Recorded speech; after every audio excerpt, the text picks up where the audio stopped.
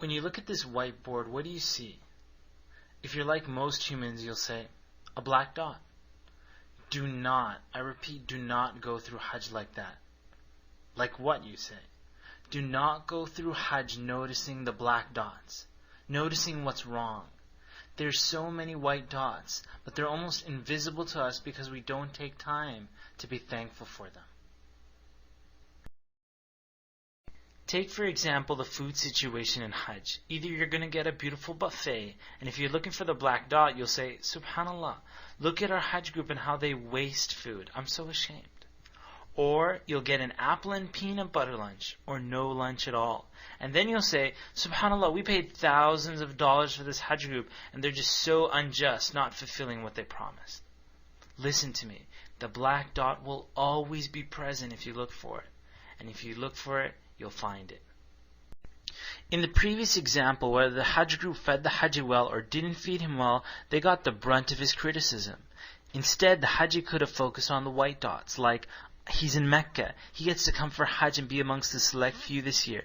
The Kaaba's down the road from him. He got to hear the adhan 5 times a day. He gets to pray Fajr with 500,000 people. He crossed the world in about 24 hours of travel time. And the list can go on and on. See, if you focus on the black dot during your Hajj, you'll feel stressed and ungrateful. If you focus on the infinite white dots and spend the time counting your blessings, you'll feel grateful and have a massive iman rush all throughout the journey, this journey of hearts. The choice is yours.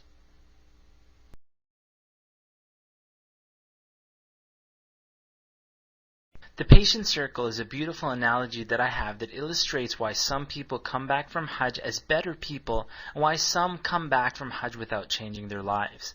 Each one of us has tests in life that we can easily be patient for. For me, for example, I can be patient if I have to wait a few hours in the airport, or I have to deal with Hajj passport bureaucracies, or if the weather is a little on the desert, hot and humid side. I can be patient for those. Those are inside my patient circle. But then there are things which fall outside of our patient circle, i.e. things that if they happen, we choose not to be patient. For me, in the past, inshallah, that would be someone trying to vent complaints to me. What's it for you? What, if it happened, you would not be patient? So let's say during Hajj, Allah tests me. This guy sitting beside me is like the biggest complainer. All throughout the bus ride, he vents and whines to me. At first, I'm about to get really angry, but then I realize this is a test from Allah, so I choose to be patient. I smile. I realize it's just an old, scared senior who needs some love.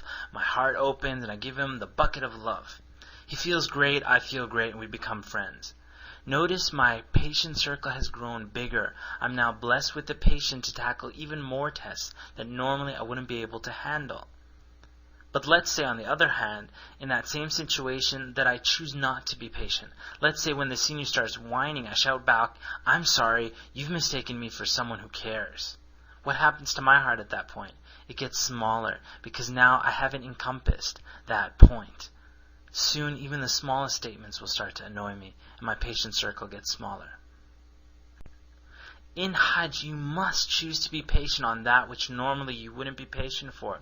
Be patient again and again until you come out of Hajj with a heart the size of a mountain, inshallah. If not, the consequence is that you'll come home in a semi-worse state than before you left. Not a pleasant way to spend your time and money. Note that being patient doesn't mean being silent when something wrong is happening. It means looking at the bigger picture and resolving the situation with thankfulness and mercy to your fellow sisters and brothers.